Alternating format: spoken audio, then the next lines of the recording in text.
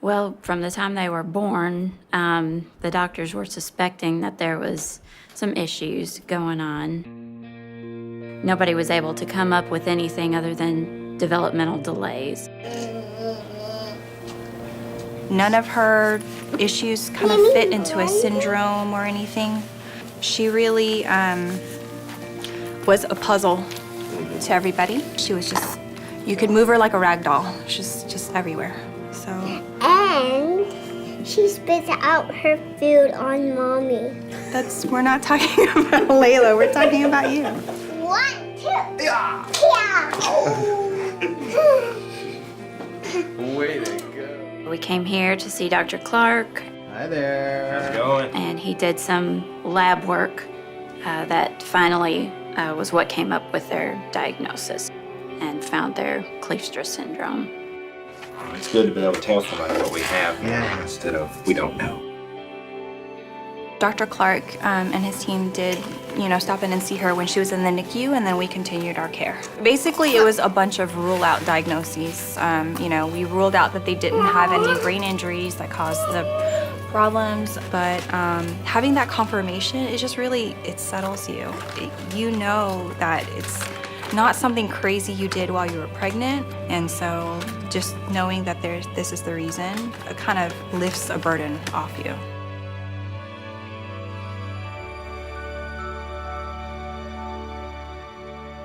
Our field has been one where people describe classic diseases of the nervous system or classic diseases of the muscle. And so you'll read the textbook and you'll read the classic description. But that's not what usually presents to our clinics. The patients that are undiagnosed have been around the country often. They'll come to us, we'll make a diagnosis through exome sequencing or other technologies of a very personal nature, a unique genetic syndrome. I think neurology is genetics and genetics is neurology. You can't have one without the other. We'd probably be hard-pressed to think of any medical condition that wasn't influenced by one's own individual genetics. In the past, if it didn't fit into a known disorder, we didn't have a test for it. Now we have new technology that we're bringing to bear. It's a new test, so it's a paradigm shift for us. Families come to us with that big question of why or what's going on. And when we are able to find that answer and provide families with a diagnosis, there's a sense of relief. It may not be that sense of relief, meaning, okay, now we have the cure for that.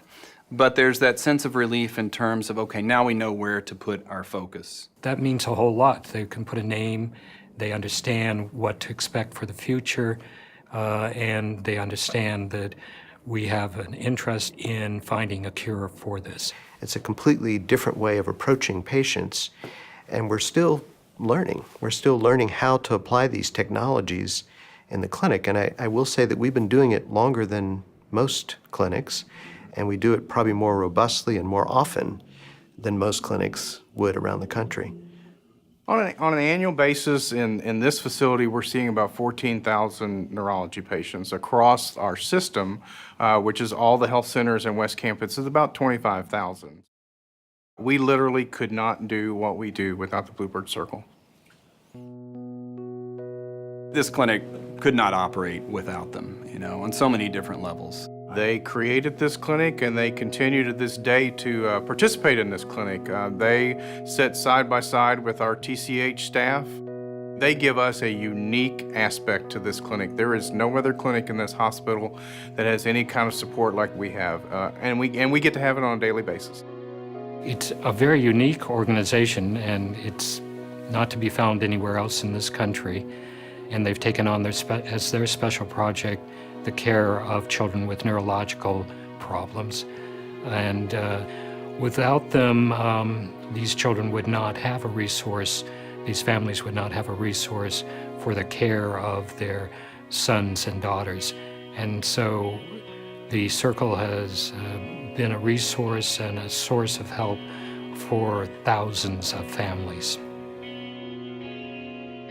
I would invite anybody that wants to support this clinic and the Bluebirds to come up and visit. You will know the difference as soon as you walk through the door.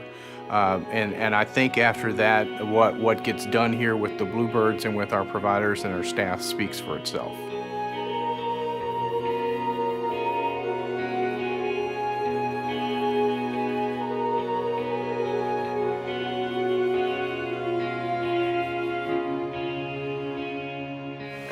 We're very fortunate to have Mark Klein as our Department of Pediatric chair.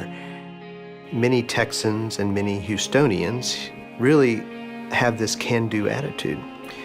You come to Houston to make your career, to build that rocket to the moon, to you name it.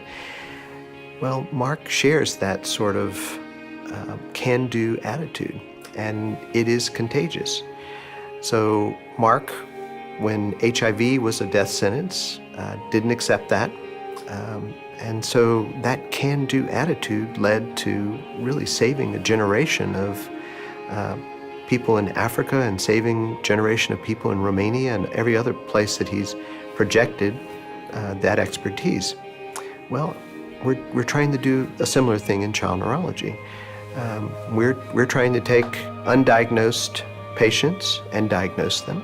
We're trying to take heretofore incurable diseases and make them treatable or curable.